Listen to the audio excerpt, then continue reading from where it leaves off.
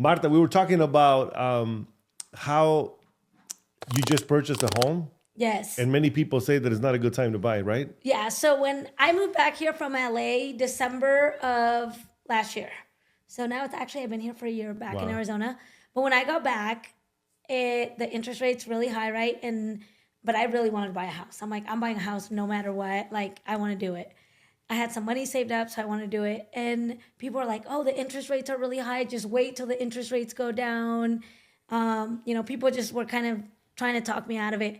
So I ended up picking up the phone and calling a friend of mine who is a lender. Talk about using your inner circle, right? A lot of times we're 100%. afraid of doing that. So I just literally picked up the phone and called her and I said, hey, like, can I ask you a question? She said, yeah. She's actually a lender in California, but she still, knows a lot about the lending. So I said, this is what I'm trying to do. I was trying to see, like, do I do a conventional? Do I do an FHA? And I said, people are telling me the rates are high right now. So I'm kind of like thinking, do I fence. buy? Do I not buy? And she said, look at it this way. She said, rates are higher than they maybe normally were. Are they going to go back down to what they were? Perhaps, who knows, maybe not. She goes, but what you do know is the house prices right now, because rates are high, are lower.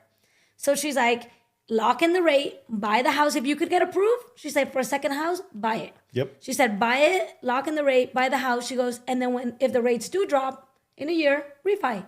She's like, whenever they drop, refinance, and then you'll basically have your house. She goes, why? Because what happens is when the rates go down, the house prices go up or the demand goes up. Because everybody's waiting. Even if the house prices don't go up, the demand goes up. So for that same house that you're probably going to pay $380, right? You may pay $450 or $420 or $430. So she's like, and that price you can't really change. You can't refinance the price. you can refinance the rate. Correct. So she's like, 100%. you can't refinance the price. You can't refinance the rate. So my advice to you is lock in, buy the house, and just do it. So we talked about, like, we get this a lot, like, should I buy, should I not buy? And I tell people that same story all the time because it helped me.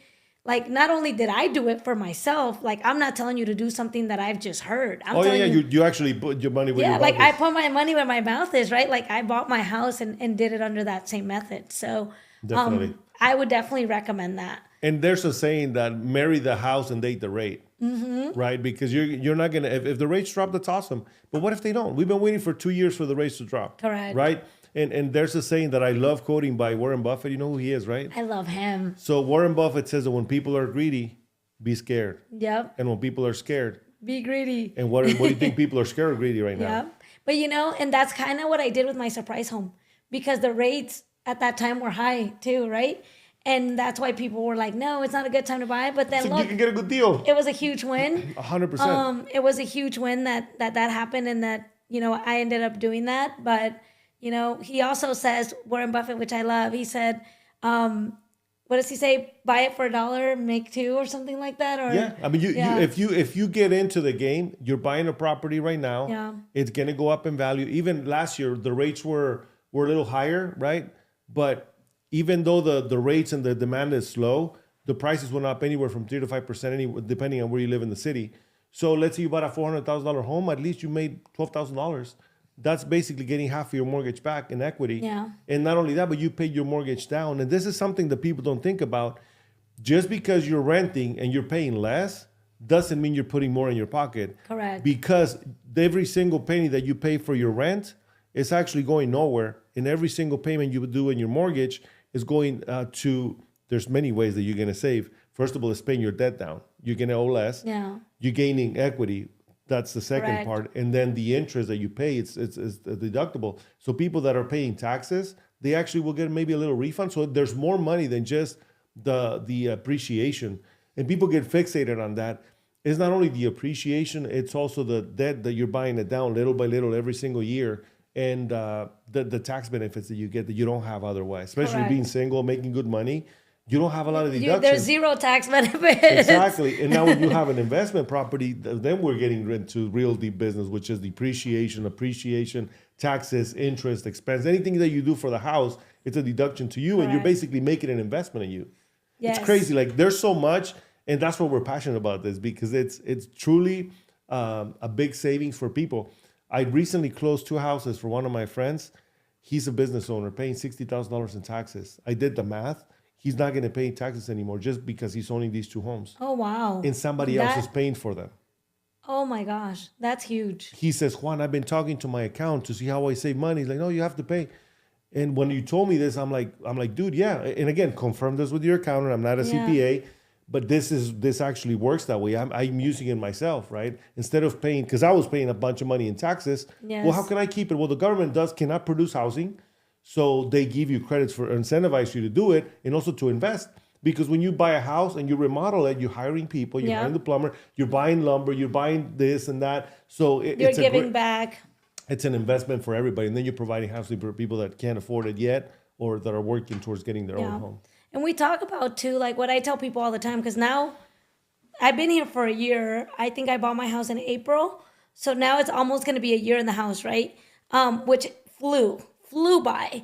But had I been waiting, right, for the rates, I'd still be waiting. Yeah. But in that meantime, I have painted the whole house. I took out a wall. I basically made it your home. Upgraded the home because originally the thought process was I'm going to fix it up and then in a year buy another and rent it. Because I'm not attached to homes, I'm okay with moving into a new home every year if I need to. Actually, I kind of went in with that mentality, but in this year, I've done so much to the home to upgrade it to from where it was. Because that's another thing, right? Like when you're buying, a lot of people are scared of a little cosmetic work. Yeah. And so I went in there knowing, like, I'm not afraid of the cosmetic work. I'm okay with doing it. And some of it I've done myself, but a lot of it I've hired out and for very good pricing. But that's all like, I used to go shopping at the mall, and I mean, I kind of still do, but not as much. But now my shopping happens at like Home Depot, right? Like all my things have changed. Yeah, all my spending money goes there. But had you not bought the house, had you not done that, had you waited for those rates, you wouldn't have been able to remodel. Me personally, I'm talking about my story. I would have been able to remodel the home and done the things that I've already done to it. Have the little bit of equity that is probably built in that 1 year.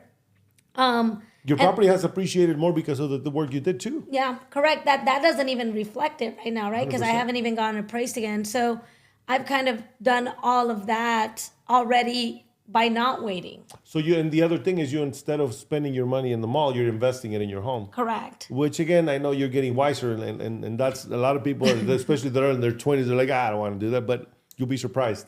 Andres, one of my associates, 22-year-old kid, he bought a second home already. That's awesome. So you were talking about earlier, and should I buy another home? And you can. And it's called house hacking, right? Yes. How can you get into more homes? We were talking about one of my friends who's going to speak on the 29th. He owns 33 homes. And he started 5 years ago. So what is possible? With the house hacking, I mean, I asked you because you also own 16 homes yourself. And it's scary sometimes to get into it, right? Like, okay, I did the first one. We talked about being scary. I'm trying to leave the fear behind. But like, how do I scale up? And how do I continue to keep scaling up?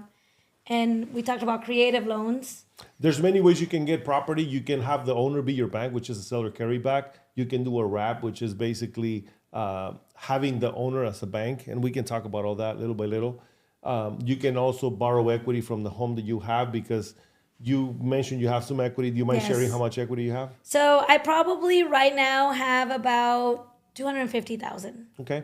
So basically that we were talking about it, how that's basically money in the bank. Yeah. And when you have money in the bank, who makes the money? The bank. Right. And right now it's basically just sitting there. But if you can do a line of credit, which is a home equity line of credit. It's like a credit card, and you can borrow so that you can give the down payment for maybe 20% for another one, or you can rent the one, maybe get a bigger one or smaller house. Mm-hmm. You can do that with 5% down instead of 20%. And then you can say, well, now I can do another one with 20%. Yeah. So you can buy 2 houses in the next year just like that. That's kind of what my thought process was about moving every year, was so I could do the 5% rather than the 20%. You can. Because I kind of learned that when buying my second home. I always thought, if you buy a second home, you need to do 20%. Mm-mm. I always thought that, right? And it wasn't until I spoke to my friend who was the lender, and she started helping me, and she said, no, and I always thought she's like, you could do a conventional loan with, 3.5%. You don't have to give 20%. 5%. Exactly. I think for the second, it has to be at least 5%. Yeah. Maybe that's what I did on my second home. See, I don't remember, but it's still not the 20%, right? And that's how I ended up doing it on the second home.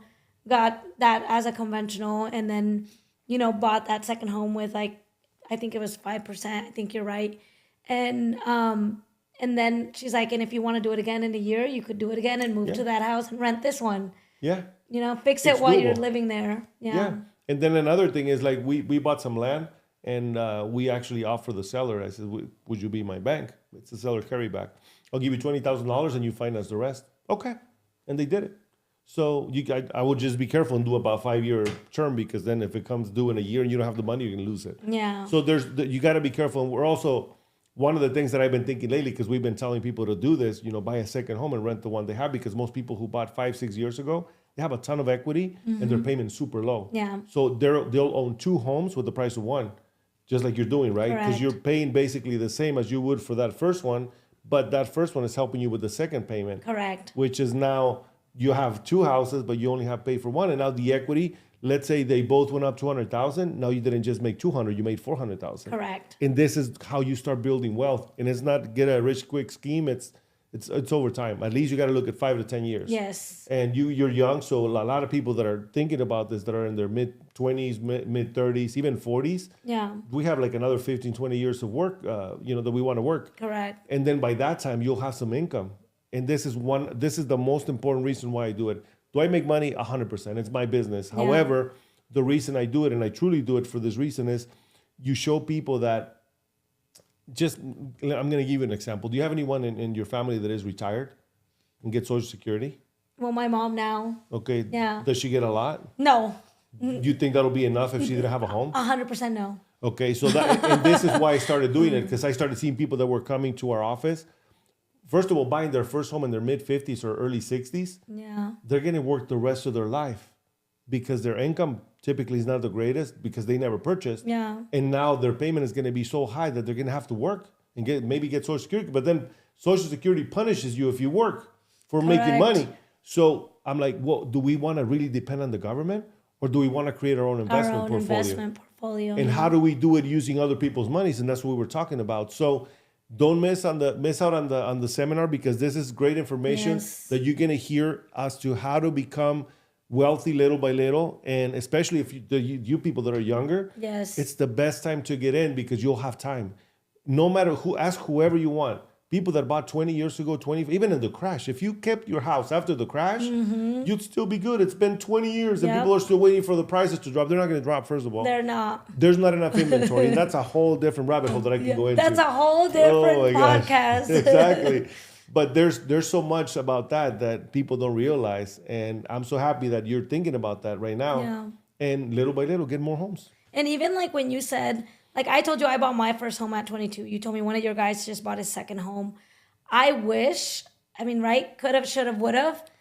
And then a lot of it was that fear mentality base that I would have bought more homes, because had I not been afraid, I probably would have owned a lot more homes than what I bought, own now. But like, You don't didn't be know then afraid. what you know now too. Exactly. Yeah, I didn't know then the investment on the books and on the the podcast and watching things like this, that investment in yourself, because people ask me all the time, and I'll say What this, should I invest in? yeah, well, they also ask me all the time, like, people don't know, and I'm gonna tell you, like, I put myself through 4 years of college. I got a degree. I'm not saying you need a degree, but the cheapest way to learn is books. Exactly. And like YouTube, we talked about YouTube teaching you right now. A lot of really cool things on YouTube, even books on YouTube. Like when they tell me, I don't got money you don't need money. Go on YouTube, There's money out there. do a book. There's money out there. Like, read, get knowledge, but really investing in real estate, I wish I would have done a lot more of it, a lot younger. And it's like, it's never too early to start. 100%. Always. You should always get into it. And again, yes, for some people that are in their latter years, it may not make sense. If you're in your 60s, mid 60s, maybe not. Just make sure you own a home. And then the Yes. other thing is, it's not for everybody. Let's say you're starting. Let's say you're a paycheck from broke. You own a home. Stay there. Because if you get an investment property, the tenant doesn't pay your mortgage. You don't get them out. 2-3 months go by. You're broke. Yeah. Literally broke. So you don't want to be in that predicament. So this is not for everyone. You have to make sure that you're able to carry out at least 6 months Yes. and be able to make it, because if not, you're going to be in deep doo-doo. In deep trouble. And also, like, I tell people all the time, like, house hack. Like, young people, I'm like, Oh, yeah. house hack, like, rent your rooms. Yeah. Like, you're going to live with roommates anyways. Like, why not you be the owner of the house renting the other 2 rooms? You One know? of the like, kids, he came with his parents back, I think it was like 2018, 19, and they bought a house. And I started telling him about the books. And he's like, Juan, can you give me one of the books? And I said, I gave him one. He read, like, can I get another one? And he's like, Juan, I got $30,000 saved up. I want to buy my first house. Boom, he bought his house. And then, Juan, I'm ready for the next one. Boom, bought his second house. That's awesome. And he bought a huge house, and he rents every room. And he's living for free, making money. Mm-hmm. And then he's got the other house. And he's a millionaire. I mean, the 2 houses are probably over $1 million. So it's important that they get in now and don't wait. So if you're thinking, don't think too much. Call us, text us, email us, whatever it is. Our information's here. Please Stop do thinking and act. Exactly. Right? What do they say? Have you heard that where it says a goal without action is a dream? That's it. Get up and go. Make it happen. 100%. Thank you guys for watching. Bye.